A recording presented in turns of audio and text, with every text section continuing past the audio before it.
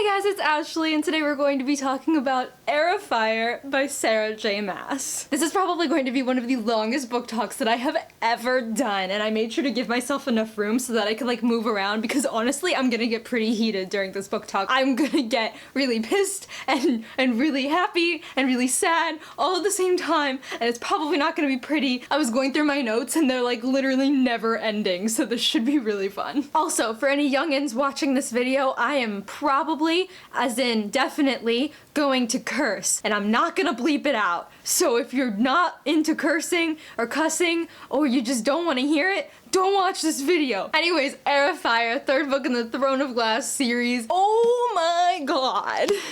That's literally all I can say for the non-spoilery section, because there's not like what it was my favorite in the series so far. Like I literally read this whole thing in like 2 days. So there's not really much I can say for this. If you haven't read this book yet, go read Throne of Glass and you won't regret it. Go watch that book talk, and then Crown of Midnight, and then The Assassin's Blade, and then get to this one. So bye non-spoilery people. Okay guys. So when I first started this book, I had forgotten a majority of what happened in Crown of Midnight, to be 100% honest with you. Crown of Midnight was definitely not my favorite in the series. It really, like, I liked it, but it didn't really hold my interest as well as this one did. So going into this, all I knew was that Selena was in Wendlin, and that was pretty much it. So Selena starts off in Wendlin. Everything's not so great. She's like starving. She hasn't figured anything out. She's not gonna go kill the prince. She's looking for Maeve, her aunt. And then bam! 10 pages in, we meet Rowan. 10 pages in and we're meeting Rowan already? Like, oh my god. So she's looking for her Aunt Maeve so that she can ask her about the weird keys, find the weird keys, and destroy them before the king can do any more horrible things with them. King of Aedion is fucked up. Anyway, so we meet Rowan, and Rowan takes Selena to meet Maeve. That's like the first scene, and right then and there I'm like, oh my god.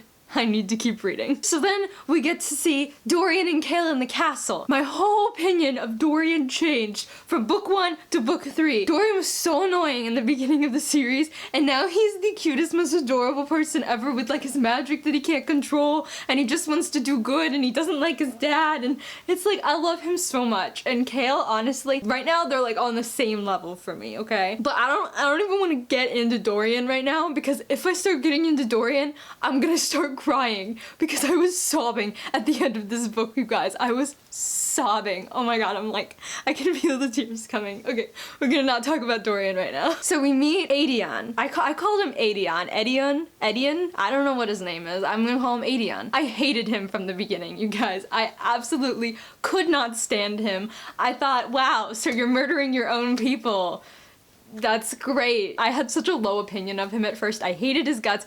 I never wanted to see him. And honestly, with the stark, you know, similarities between him and Selena, I was so surprised that the King of Aedion hadn't figured out that Selena was Aelin. If the similarities are so similar that Kale and Dorian can figure it out like right away. What the f— And then right after that chapter, wham! We get introduced to Manon, and right then and there I'm like, what the hell? Because I knew that Manon was a character, but I didn't know who Manon was.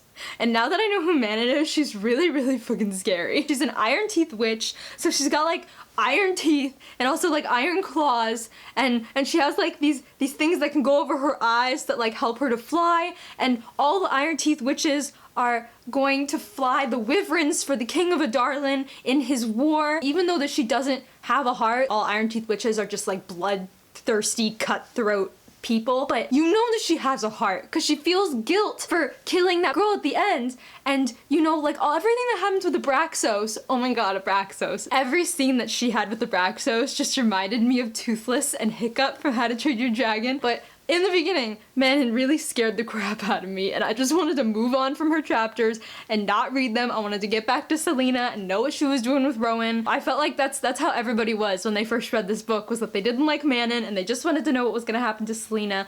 But, you know, Manon actually started to grow on me. So later on, I started liking Manon, but toward the beginning, I didn't care for her that much because she was just really scary. And the last person that I wanted to just mention really briefly before we actually get into the actual story is Sorsha. From the beginning, I did not trust her at all. Immediately, she was like this person in the background who immediately knew everything that had happened in the past 2 books, even though we had never heard or seen her face ever. She just happened to know everything that happened in the past 2 books. That's a little sketchy from the beginning, but okay, I'll give you a chance because Dorian really seems to like you. No. My opinion of her never changed. Alright, so I'm gonna talk about Selena for a while, because Selena, my girl, she has just gone through so much stuff throughout this entire book, and can't she just catch a break, honestly? I think she deserves it. So, Rowan takes her to Mistward, I think that's what it's called, right? And it's kind of like the barrier that stops her from entering Doranel, the Fey land of Wendlin, basically, where Queen Maeve rules over the land. So there's a clear distinction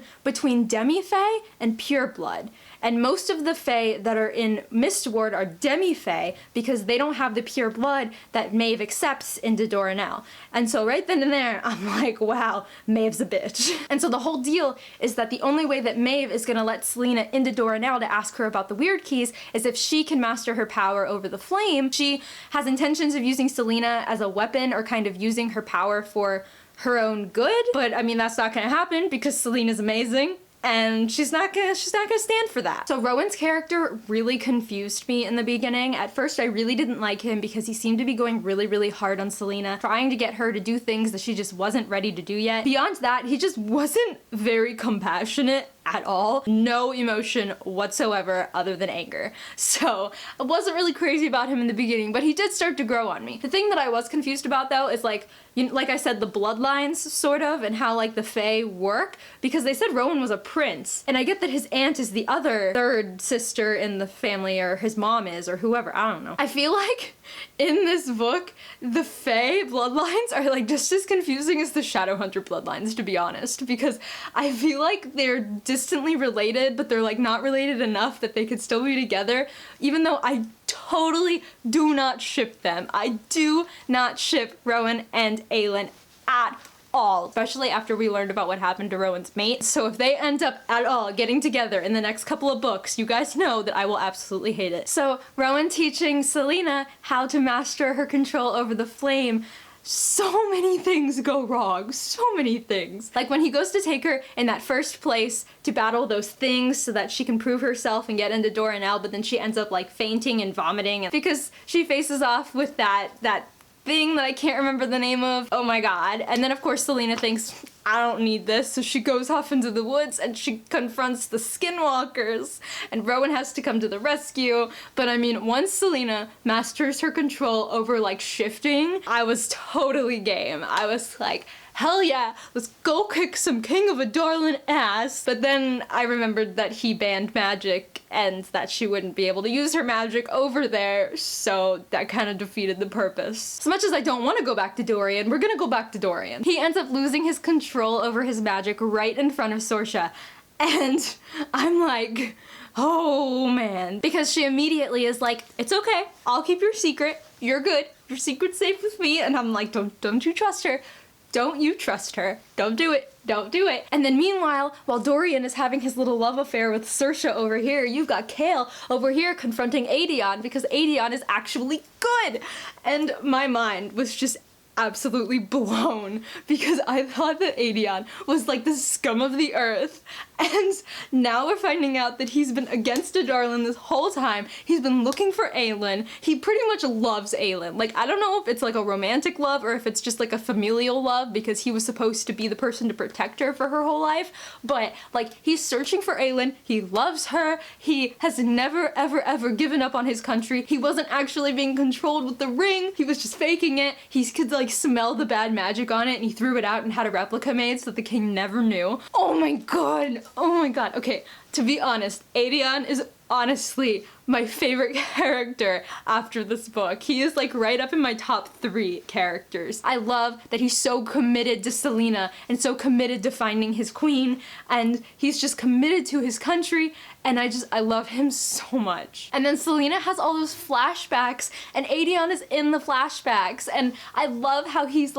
so stubborn and he's like, who cares if I'm your only friend? Okay, and then the part where Dorian is like making out with Saoirse and she decides to like let him try drinking iron or like putting iron in his food to stop his magic from coming out. This is not going to end well. Like, you can tell right there that that is just, why would you do that? It's not going to end well. So we're gonna go back to Rowan putting Selena through all of these stupid tests to try to master her power of like fire. He comes up with the stupidest shit. Like, he literally goes, start the fire, and then 2 sentences later it's like, she incinerated the whole surrounding area. And like, what about that part where he put Luca on the ice and then made Selena go save him? Like, what the fuck? I get that if she lost control of her power, like, everything would melt and they would probably freeze to death and that Rowan would have to save them and he'd be like, hey, I told you so. But that was such a stupid thing to do. Especially because that stupid sea monster thing was in, you know, the water and they all almost died. And then when Rowan hands her that sword and that ring falls out of it and she picks it up as fast as she can, and it's like a fleeting sentence in the midst of all this action, and immediately I thought, oh my god, that's the ring that Maeve gave to her lover, or that her lover gave to her. 12:20 a.m. April 3rd, I'm calling it now. That's what I put. I'm getting pretty good at this predicting stuff, you guys. But beyond Rowan's whole stupidity in the training aspect of Selena, I really, really loved that part right after he made Selena basically lose herself to her magic by keeping those fires started for so long, and then she like went into overheat mode and she was literally about to die,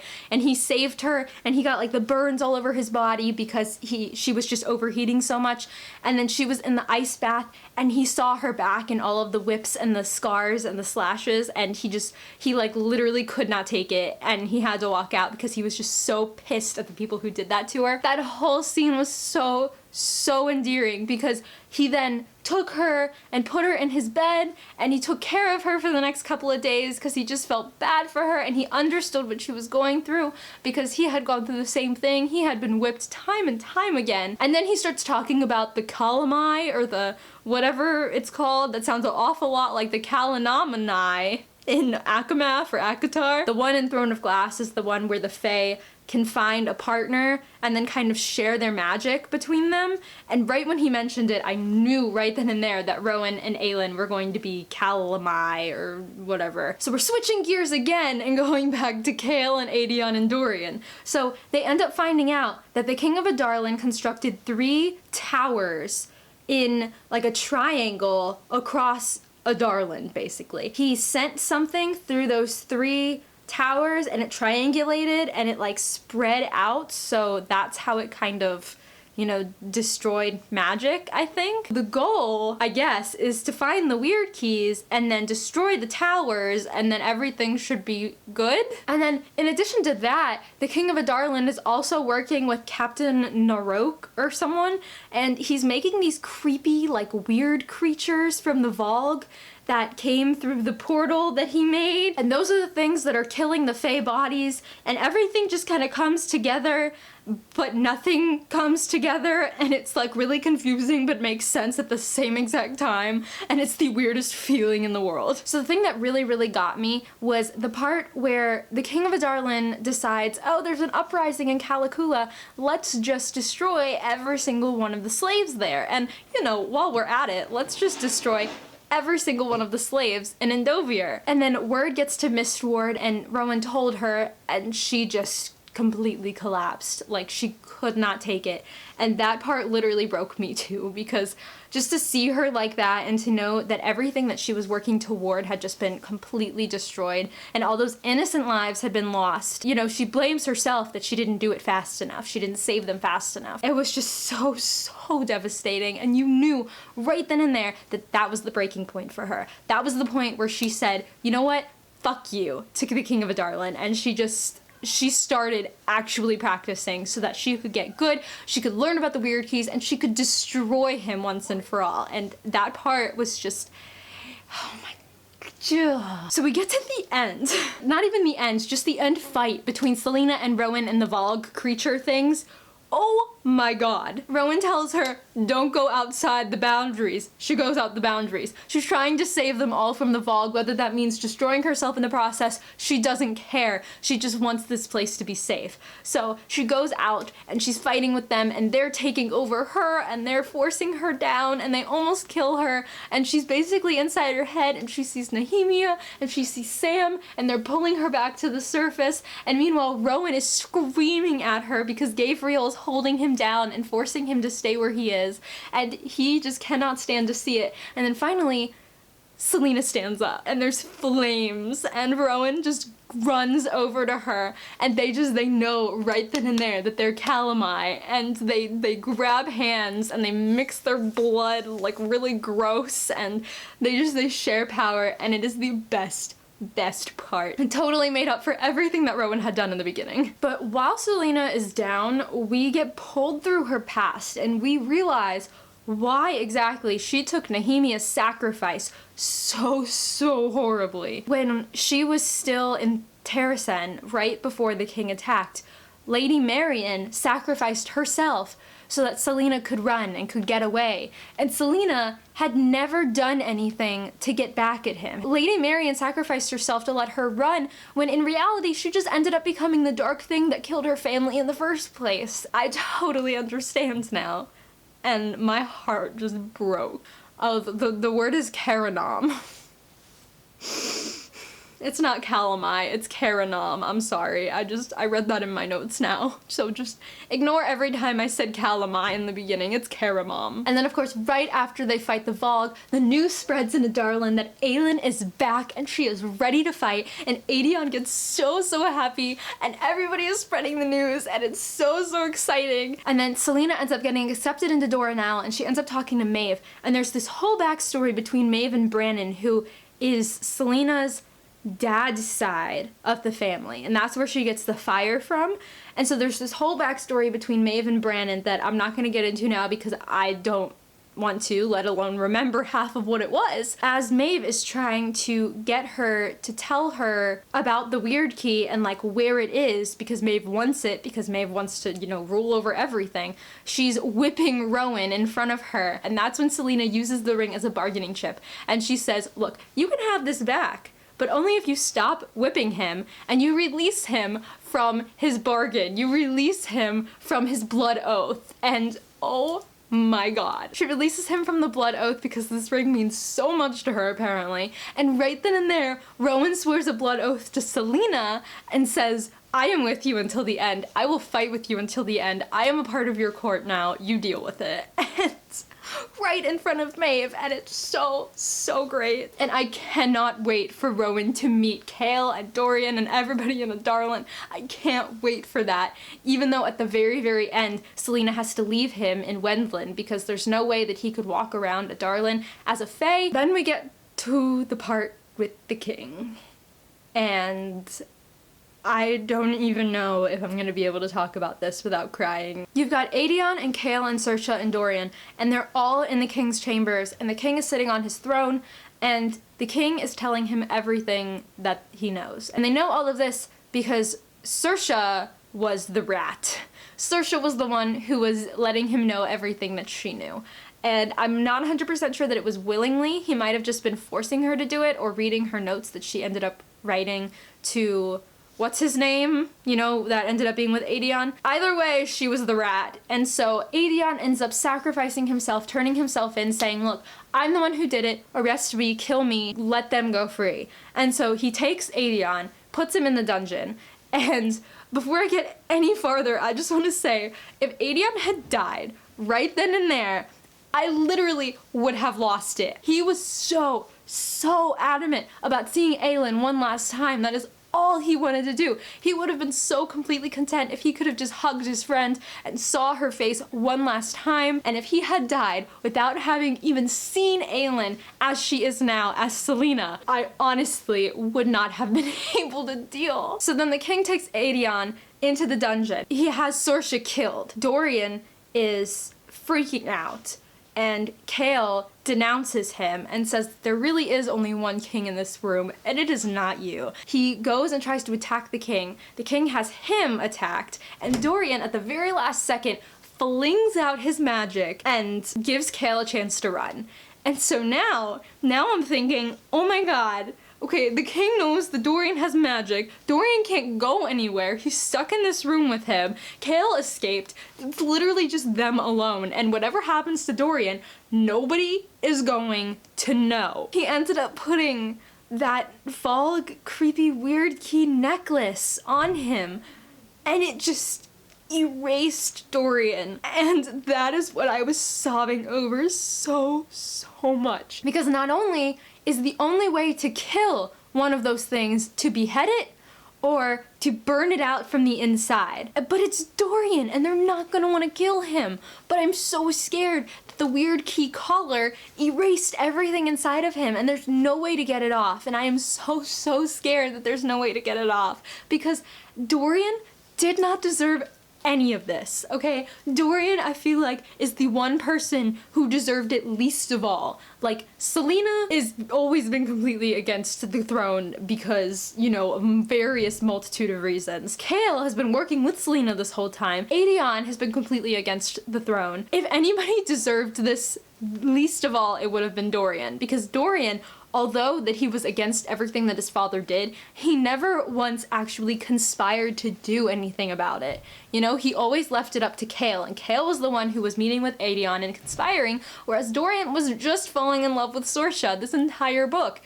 And the fact that this horrible, worse than death thing happened to Dorian of all people just crushed me, and that is what had me sobbing at the end of the book. This one part, this one little paragraphs just absolutely crushed me. As of the end of Heir, Aedion is in prison awaiting execution. Sorsha is dead. Kale is gonna find Selena with Fleetfoot. Dorian is... We're not gonna talk about what Dorian is right now. And Selena just said bye to Rowan so that she can find Arabin to find where the weird key is.